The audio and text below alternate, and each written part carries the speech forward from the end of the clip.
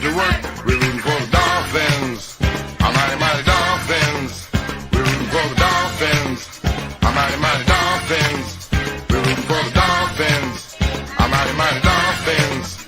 We're rooting for the Dolphins. Our mighty, mighty Dolphins.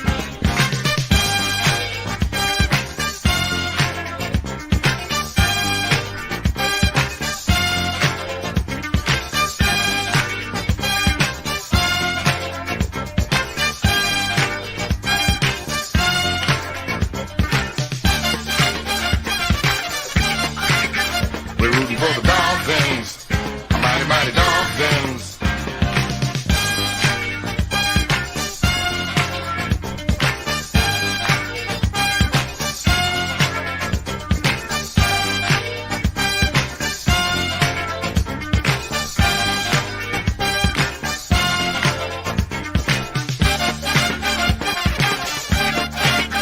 We're rooting for the Dolphins.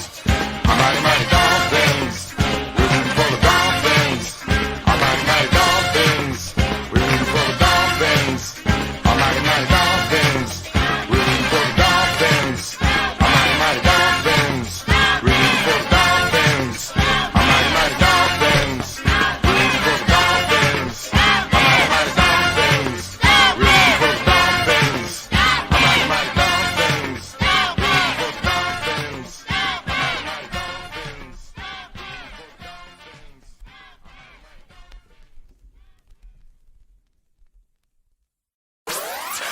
You're listening to the DolphinsTalk.com podcast network.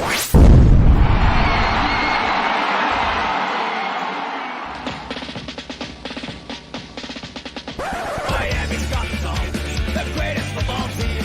We take the ball from goal to goal like no one's ever seen. We're in the air, we're on the ground, we're always in control.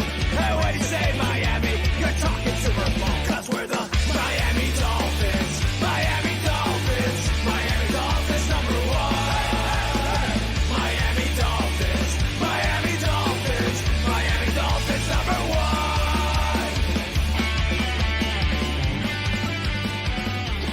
Hello, hello, hello, Miami Dolphin fans, and welcome to the Same Old Dolphin Show, sponsored by BetUS, part of the DolphinsTalk.com podcast network. I am Josh Katzker. With me today and every day is my brother from the exact same mother, Aaron the Brain. Aaron, say hello to the people. Hello to the people. Well, here we are. Week 1 is in the books. We're on to week 2, and we are getting pumped because it feels like the mid-90s up in here because the Dolphins are getting ready for a big home game against the disgusting Buffalo Bills. The rivalry is back. Buffalo sucks. Let's go. Oh, I wish I had that old Brian Cox jersey. This is a good week to break out the Brian Cox jersey. This is the time to have that Brian Cox jersey because, man, did that guy hate the Bills. Got to come out double middle fingers, baby. Double middle finger, but not for a home game necessarily. He definitely did that in Orchard Park. So when we do that later in the season, who is the Dolphin? Who is the guy? I am genuinely curious, and everybody's watching live. I'd love to get your thoughts on this as well. Who is the player on the 2021 Miami Dolphins roster that is coming out of the most likely to come out of the tunnel with double middle fingers blazing? The first guy on my mind was X. I feel like he plays with an edge. I don't know. Blake Ferguson. That's a great answer. Great answer. Blake Ferguson. Jason Sanders. Let's go. I want Jason Sanders guns out. Let's go. Sanders will flip everybody off. Blake Ferguson. Actually, you know who plays nasty? Who would probably do it? Big Sam McGuavin. Big Bob Hunt. Oh, would love to see Bob Hunt out there with the fingers blazing. I love it. Oh, Christian Wilkins. Chuck says Parker. Christian Wilkins is another guy. I want to talk a little bit about Christian Wilkins because I think he needs to show up. This is a big year for Christian Wilkins to kind of prove himself worthy of that. I mean, not that it necessarily matters that you need to prove yourself worthy of your first round, where you were drafted, but I'd like to see a little bit more of Christian Wilkins. At this point, I don't think he's lived up to expectations, and this is a big week for him, but we'll get into that a little bit later. No, I think you're right. And I think that's a perfect place to sort of dive in today, because one of the things that we need to talk about is that Raekwon Davis has been placed on IR after his injury in the game against New England. And now a trip to the IR no longer means that a player is out for the season. He's certainly got, now because of the COVID restrictions and all of that stuff, they've made it so that you could be on the IR for short term. And it means that he's guaranteed to miss at least 3 games. So he's definitely out until at least week 5. By the looks of his injury, it looked to be pretty bad, but then again, it looked like he was holding his helmet and was ready to get back into the game. So maybe it wasn't quite as serious as all of that, but either way, he's going to be out for a few weeks, and that means it's going to be on to John Jenkins, who's going to move up and fill in those shoes. But then it's also up to those other guys on the line to really make their presence felt. So we're going to be seeing a lot of Emmanuel Ogbah, a lot of Zach Sealer, and a lot of, yes, Christian Wilkins. So let's talk about that, Brain. What is it that you want to see out of Christian Wilkins, particularly this week against a pretty tough Buffalo offense? Well, I think when you look at Buffalo struggling last week against Pittsburgh gave you the blueprint of what you need to do to hold this Bills offense down. Now, obviously, it's easier said than done because not everybody has the same personnel that the Pittsburgh Steelers have. But what the Steelers did essentially in that game was they said, look, we're going to count on our front 4 to win one-on-ones, and we are going to drop guys into coverage, most of the time dropping 7 in coverage, sometimes 6, sometimes 8 in coverage, and relying on guys like Cameron Howard, TJ Watt, and Melvin Ingram to still bring the heat against Josh Allen, while dropping all those guys in coverage to account for all of the speed that the Bills have at wide receiver with Diggs and Beasley and Sanders and Knox and Gabriel. So the Steelers really put out the blueprint. And I think the Dolphins, from a secondary perspective, are very well equipped. They have the depth to put 6-7 defensive backs back there and really cover a lot of ground. The question is, do we have guys that can win one-on-one battles and actually get after the quarterback and still also be able to kind of hold their own against the run if the Bills decide that they want to run the ball to try to keep us honest?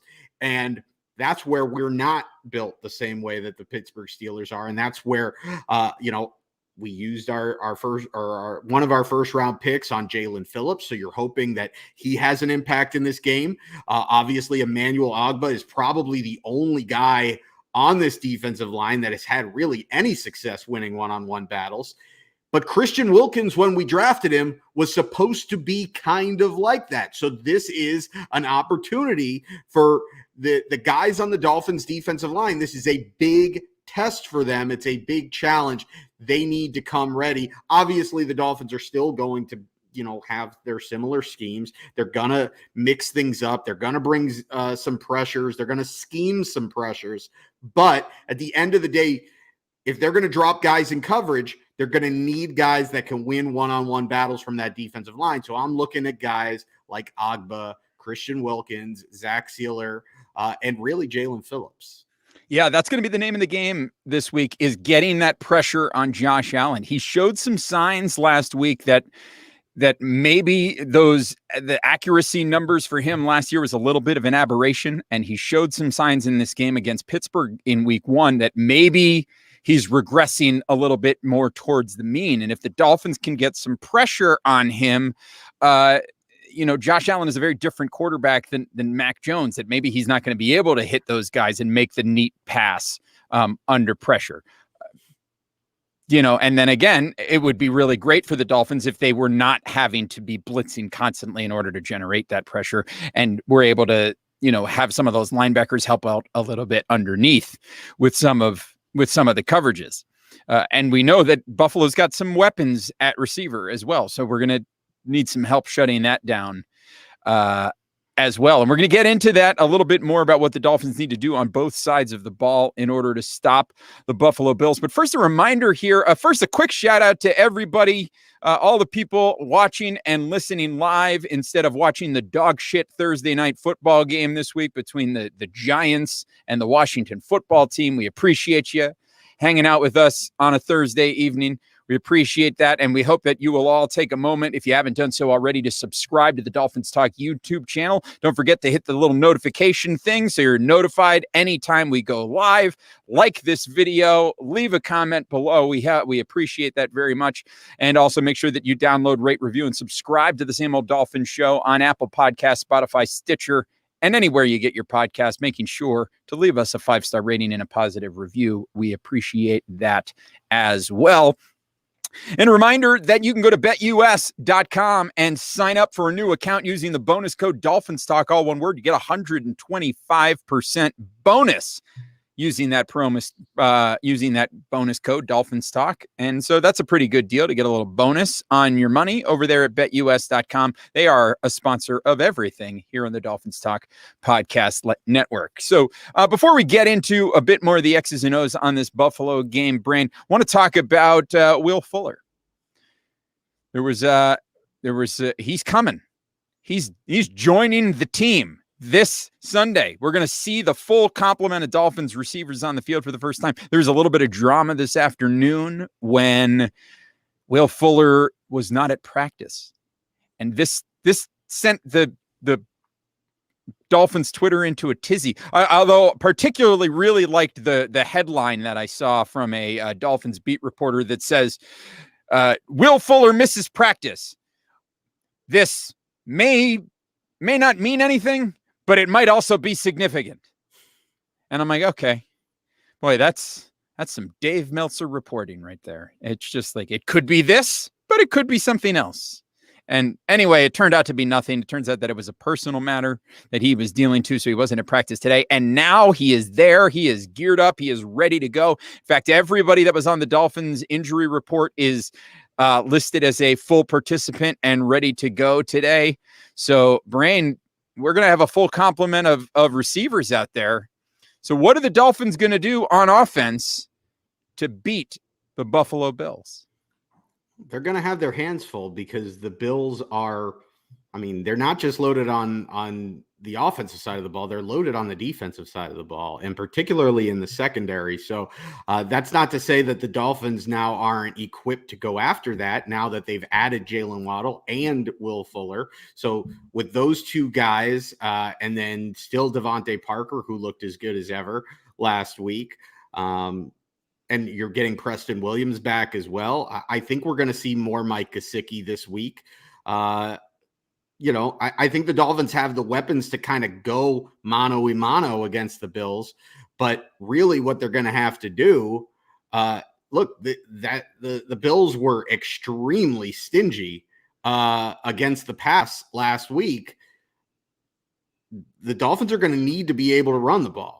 They're just going to need to. And that's not to say that the Dolphins need to come into this game and try to run the ball 40 times, because the Bills are also good against the run. And that's not the Dolphins' strength, running the football. The Dolphins very much are a team. I think we're still very much learning what this offense is going to be in the first year of this co-offensive coordinator, first year of Tua really having the reins, having these new weapons. So we really don't know what the Dolphins' MO is going to be.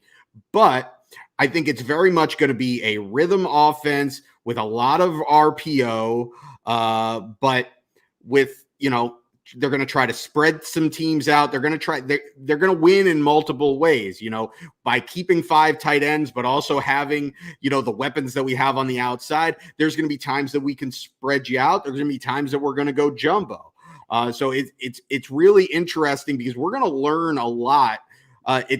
It's probably going to be different week to week, and you really won't know what to expect from this team until we've seen it for really 7 or 8 weeks. And then we'll kind of get a feel for, okay, this is what they want to do. But I think it's unrealistic to expect based on what we've seen from Tua thus far, that we're going to have this game plan of just airing it out, Tua going back there 40 times and, us throwing deep balls. First off, the idea is get the ball out quick.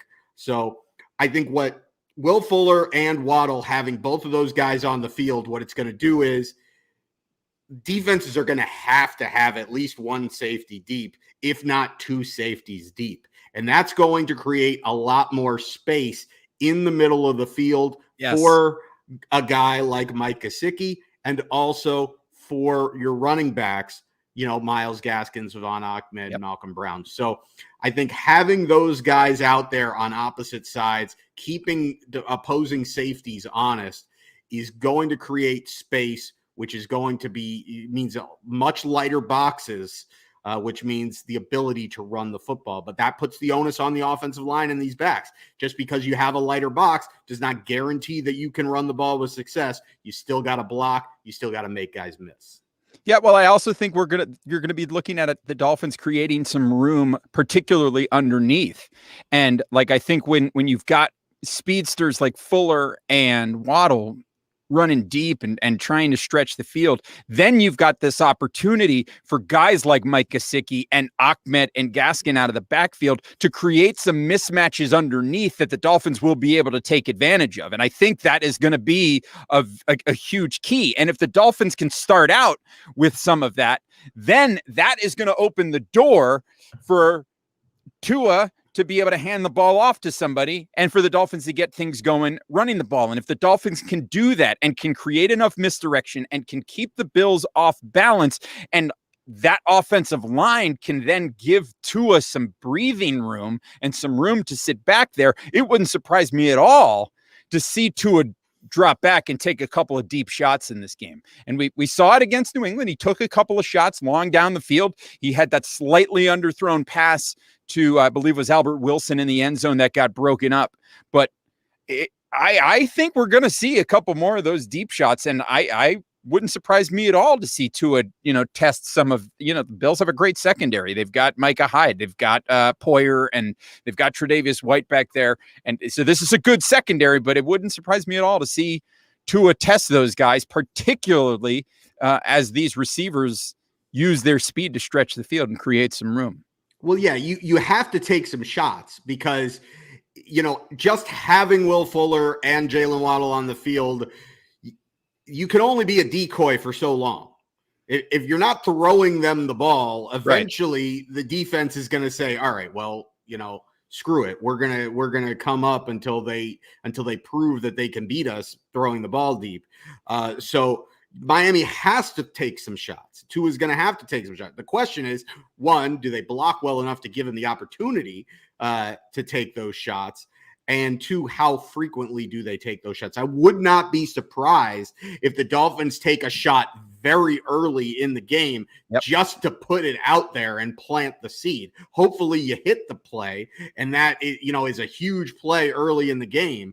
But just taking a deep shot early in the game on the first or second drive will automatically stick in the Bills' defensive coordinator's mind, and it'll be something that they have to think about for a good while, so that maybe every 10 plays or so, maybe you're taking another shot. Oh, I love the sound of that. Listen, Dan Marino, Tua was asked this week what the best advice Dan Marino ever gave him was, and Tua quickly responded, pick a guy and let it fly.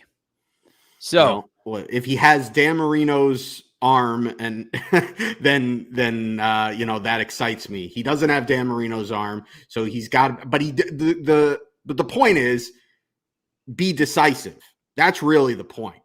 And that's something where I think Tua has shown a huge progression already. We saw it in the preseason, we saw it in camp, and we saw it in week one. Just his overall confidence and decisiveness in his decision-making, that he's not holding on to the ball very long, and that bodes well. And that's where I think he is taking Dan Marino's advice.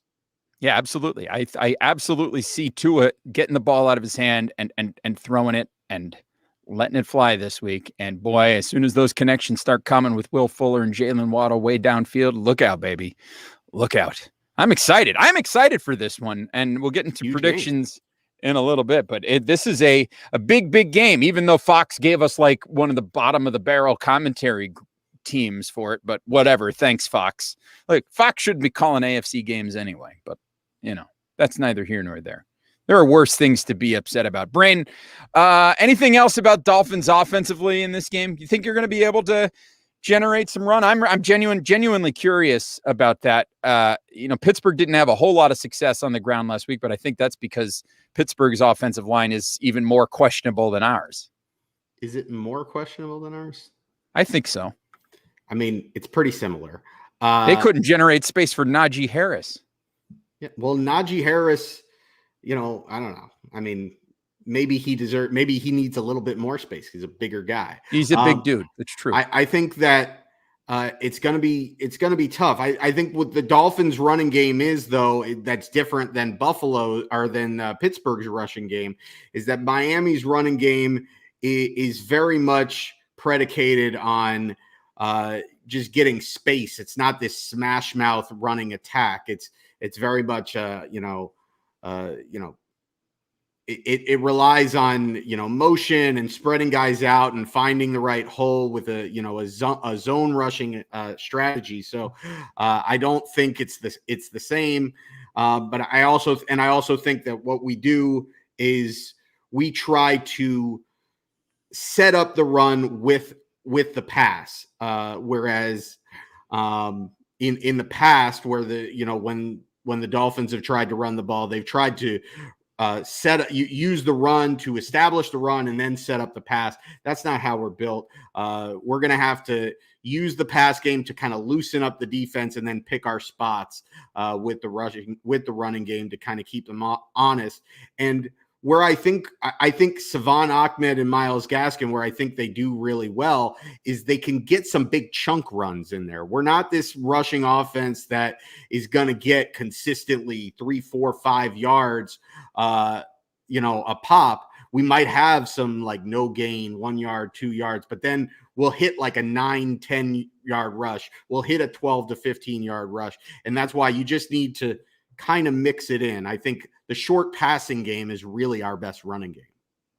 Yeah, that's true. And so let's just hope that there is some space out there that the Dolphins are able to create offensively and that they can get it going, because they're going to need to score a lot of points to win this game. Methinks. I just put a question out there into the chat, and I also put it out there on Twitter and Facebook. We didn't do this in week 1, but we need to do it for week 2. We need to know what your hashtag one hot take is for Bills at Dolphins. So come up with what your one hot take is. Throw it in the comments. Throw it in the chat. We'd love to hear from you. And before we talk about more about what the Dolphins need to do when the Bills have the ball, attention gamblers of all shapes and sizes. Our friends at Manscaped have a can't miss bet for you today. The leaders in male grooming just launched their 4th generation performance package. The betting odds are in your favor when you use the Lawnmower 4.0 on your balls. Across the board, this is the package to get you in the mood for whatever your gambling heart desires. Are you ready to take the leap into male grooming royalty? 2 million men already have. Join the Manscaped movement by going to manscaped.com and using the promo code DolphinsTalk to save 20% off of your order and get free shipping. Again, that's the promo code DolphinsTalk. Listen, hitting a favorite is fun, but shaving my balls with confidence? Ha! The folks at Manscaped have given me just that and have my trust when trimming my boys. They recently released the Lawnmower 4.0 trimmer, and it is a favorite of mine.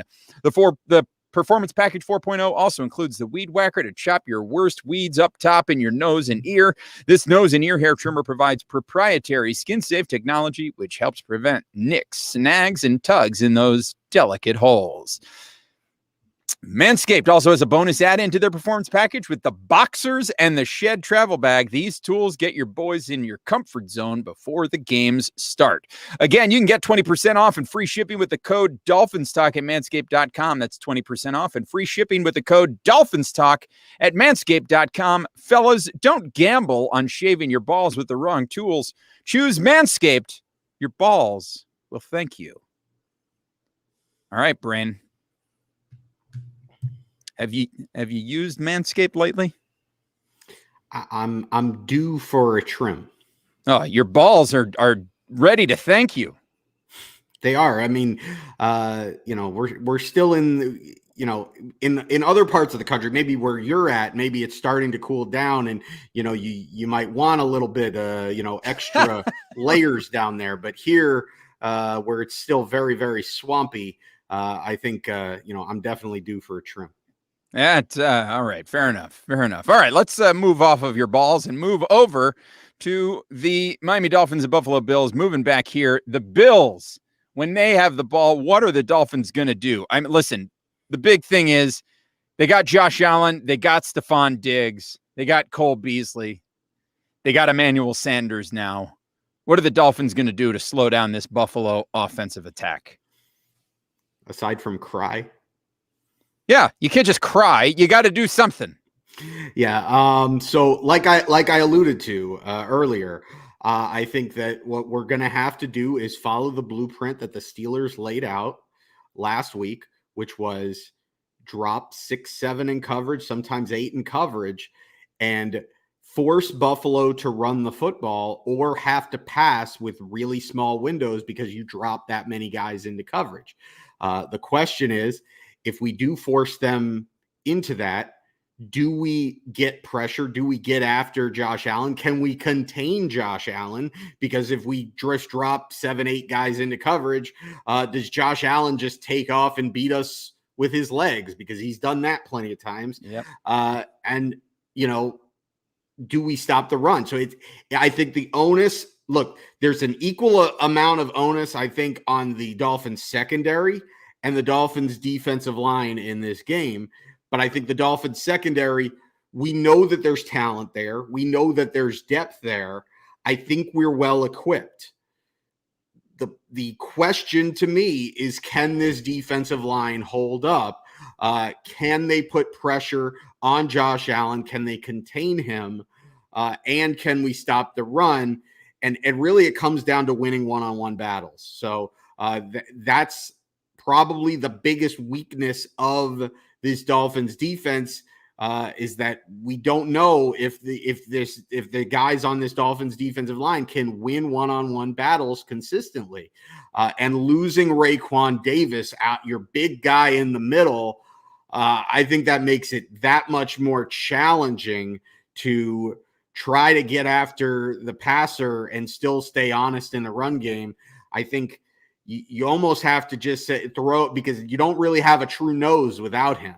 So I think playing any idea of playing these odd man fronts, I think that goes out the window with Raekwon Davis out. And I think you're going to just see a lot of 4-man fronts where it's going to be Agba, Sealer, Wilkins, and I think we're going to see some, a good amount of Jalen Phillips in this game.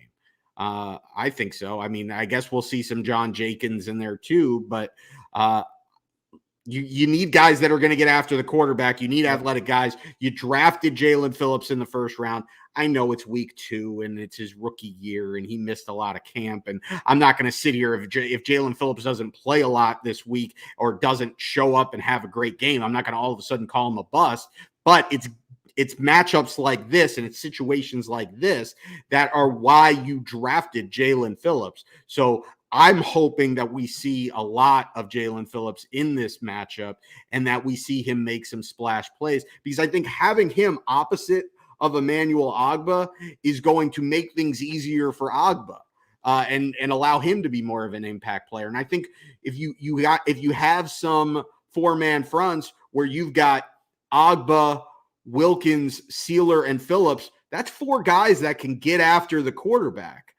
So I think that's the way that you approach this. And then, you sprinkle in some guys, to, your John Jenkins or whatever. But I think we're going to need to see a heavy dose of those guys in this game, and they've got to come up big. Yeah, I would agree with that. Do you feel like Flores likes to have his guys blitz, and he likes to show some of those, exotic looks. Do you think we're going to see, them mixing in all of those blitzes with, not so much of the 3 and 4 man rushes, that we're going to see a lot more of the bringing 7 and 8 guys. Well, I think you're going to see blitzes, but it's not necessarily going to be, bringing 6, 7, 8 guys. I don't think you're going to see a lot of zero coverage in this game because then you're trusting everybody to win, their one-on-ones. What we just put up on there, a great comment by Red King. I think we are going to see a healthy dose of Jerome Baker being used to spy Josh Allen because we're going to be dropping so many guys into coverage. I don't think we're going to see very many times where there's more than 2 linebackers on the field. And if you're going to trust your 4 guys up front to try to put pressure on the quarterback, and I think you're going to see some zone blitzes where you're going to drop some defensive linemen into coverage and you're going to try to disguise where that extra rusher is coming from. I think you're going to see that. But I think the key there is you need to have somebody keeping their eyes on Josh Allen. And I think Jerome Baker, because of his athleticism, I think he is a good fit to play that role. The problem with spying Josh Allen with Jerome Baker is that you're essentially taking Jerome Baker out of coverage. And so it's one fewer guy that the Bills really need to account for. That's true. Well, I'm excited. I've said it before. I'm excited to see how this game goes because at the end of the day, it's one of those measuring stick games. I think looking at these two teams, I think the Bills have, in a lot of ways, kind of stayed pat at where they're at, and they've done some work to sort of boost their defense with bringing in Greg Rousseau. They're trying to boost their ability to pass rush and bolster that defensive line. But I think looking at the two teams, I think the steps forward that the Dolphins took this offseason outweigh the steps forward that the Bills took. And so I think that these are two teams that are probably a bit more closely matched than they were last year. And so the question is just how closely matched are they now? Because listen, I don't need to remind anybody that the Bills have beaten the Dolphins in 5 straight games, right? The Dolphins have not beaten the Bills in the Brian Flores era. So if they're going to do it, now is the time. So is this the time for it to happen? That is the question. Before we get to predictions, we have to get to our #1 hot takes, and we have gotten a few of them from at N Develos. Dolphins plus 3.5 win outright on the money line. How about it? Okay. I like that. At Burger Deluxe 1 says Dolphins get 3 interceptions and win 20-17. I like that one too. Let's see what we got here. How about this one from Philip Piccola? Tua throws for 4 touchdowns. How many interceptions? There's none listed, so I would presume that as part of the one hot take, there are no interceptions. How about if Tua throws 4 touchdowns and no interceptions? You think would you classify that as a positive performance? Obviously. You'd still have people telling you that some of those passes were underthrown. Well, it depends when they get him. Are we losing 56-26? Well, I mean, is he throwing 3 touchdowns in the fourth quarter in garbage I hope time? we don't lose 56-26 again. I had enough of that last time. How about this take? Dolphins get 100 yards rushing. Is that where we're at right now, where the Dolphins that predicting 100 yards rushing is a hot take? Well, I mean, the Dolphins very rarely rush for 100 yards. So well, I mean, having one 100-yard rusher is very rare for the Dolphins. Yes. 100 yards rushing, I mean, I guess that is where we're at. It is kind of a hot take. Yeah. So, well, we'll see. Those are the one hot takes. Do you have any hot takes for this game, Brain? I think that Mike Gesicki has over 6 catches for at least 80 yards. I think I'll say this. Mike Gesicki is the leading receiver for the Dolphins in this game. Oh my, start Mike Gesicki in your fantasy leagues, folks, especially if you're in the PPR league or one of those premium tight end leagues. Start Mike Gesicki this week. This is a big one. All right, my hot take for this game, my hot take for the season was that Michael Pilardi throws a touchdown pass. I don't believe this is the week. I think it's a little bit too early for that specific wrinkle. And I think it's probably a little early for Zavon Ahmed or Malcolm Brown to throw a touchdown pass. So I'm going to say my hot take is not such a hot take, but it's a good one. And it's something that I would like to see. I think Jalen Waddle rushes for a touchdown in this game. Oh, I thought you were going to say Jacoby Brissett throws a touchdown pass in this game. That's not a hot take. I guess it kind of is, but I mean, he comes in, maybe it's 3rd and goal or 4th and goal, but you're at no, they're not going to do that. But maybe it's 3rd and short from just outside the 10 or something. And you bring him in and you got your jumbo package and he, it ends up being 100%. a play action. It's man to man. Devontae Parker, and he just throws a jump ball. Yeah, I mean, I could see it going from further out. I could see it being from further out and it being somebody like Durham Smythe or Adam Shaheen who is in there to block because that's what and if you saw some of the all 22 of Mike Gesicki trying to block on last Sunday, not impressive. But, so maybe you got one of those jumbo packages and maybe you got a situation where Shaheen and Durham Smythe are in there and here comes Brissett to run that QB sneak on 3rd and 1. And it turns out to be a rollout and it's a 30-yard touchdown pass to Durham Smythe or Adam Shaheen. I love it. I love it. Let's go. Oh, here we go. Tua has to have at least 260 yards and 3 TDs to win. Possibly. I don't necessarily disagree with that. Yeah, I think you're right. I think it's going to take a lot for the Dolphins to win this game. I think it's going to take a lot of points. It's going to be a high-scoring affair for me. For my money, this is a week that you want to think about taking the Angry Al is in the comments. I can tell. We got a comment from somebody named Alex and it says Fire Greer, which could only be Angry Al. Angry Al from wherever he's from now. I don't even know where he's at. He's in Tallahassee. He's here in Fort Lauderdale now. Angry Al in South Florida. Oh, listen, that's a throwback to the old days of the Same Old Dolphin Show. It's been a couple years since Angry Al has shown his head. But anyway, Brain, let's go. Let's make it prediction time. What do you got on Sunday? Dolphins, Bills. Do we snap the 5-game win streak? Let's go. 5-game losing streak against Buffalo. Angry Al from Dania Beach. I think that there's a chance. We have a great home field advantage, particularly in September, against teams from the north. So high of 89, by the way, on Sunday coming up. And it's going to feel a lot hotter than that on the field, especially with, the shade on the Dolphins side, but not on the Bills sideline. So that sun's going to be beaming down on them. It's going to be very humid. And so we've seen many a Bills team in the past melt, and many other teams melt in the South Florida heat September for these 1:00 games. So I would not be shocked if we pulled off the upset. But that said, I just don't think we're there yet. I think that there's still question marks on the offense, particularly with the offensive line. I think we're still finding ourselves as far as installing this offense and learning what we do best, what Tua does best, where the best place to put these weapons are. And I think the Bills at this point, look, last week was a really rough game, but I'm not ready to sit here and say, oh, this is the Bills regressing to the mean.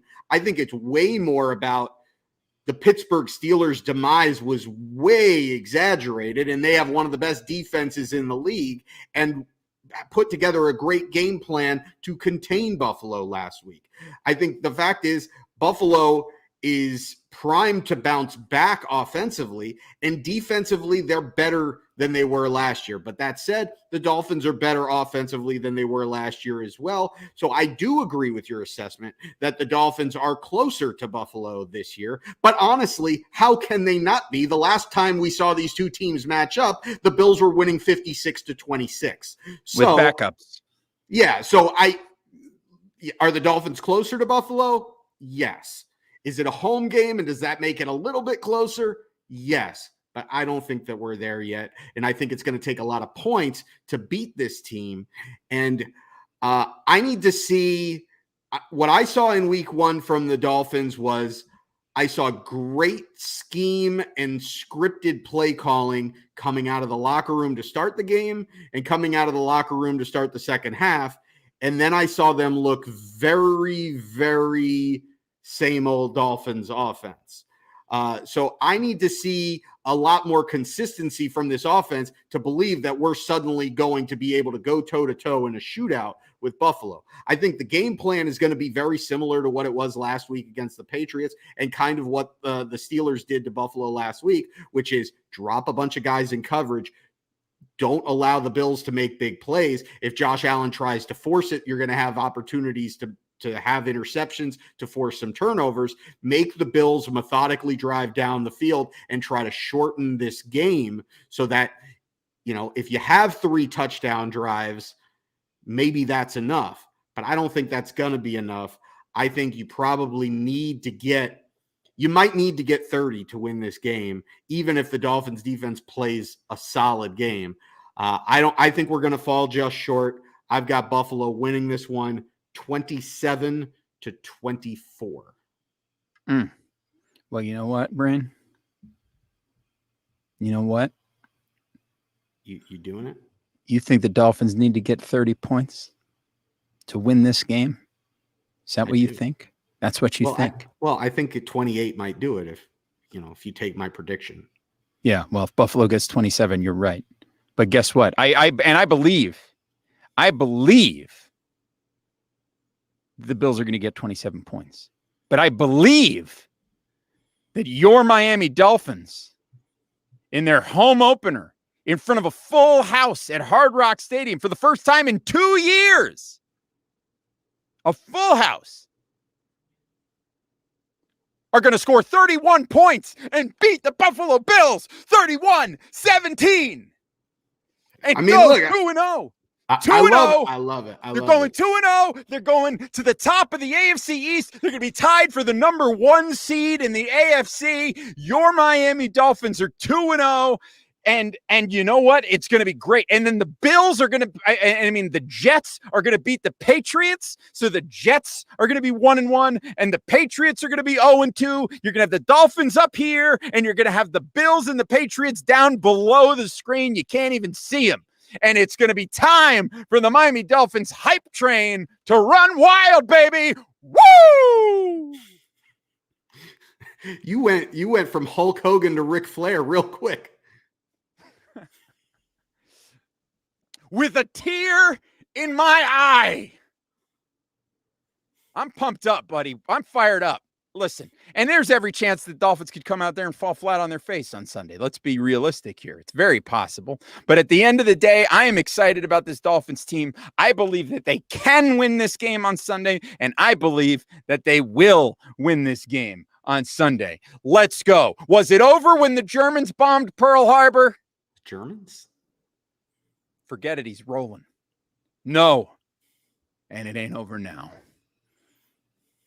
Folks, that's it for this episode of the Same Old Dolphin Show. Thank you so much for listening. Thank you so much for joining us. We hope that you are just as fired up for this game on Sunday as we are. Thank you, as always, for joining us. If you haven't yet, like the video, subscribe to the YouTube channel, download, rate, review, and subscribe to the podcast on Apple Podcasts. Leave us a 5-star rating. Leave us a positive review. I'm at Amplified to Rock on Twitter. He is at Aaron the Brain on Twitter. The show is at Same Old Dolphins. Follow along. Thank you to everybody that has joined us live on YouTube and the I Am a Miami Dolphins Facebook page. We appreciate it. We love you. You don't have to go watch the Washington-New York game tonight. I promise you, you don't need to do it. You can find something else out there, and I appreciate it if you do.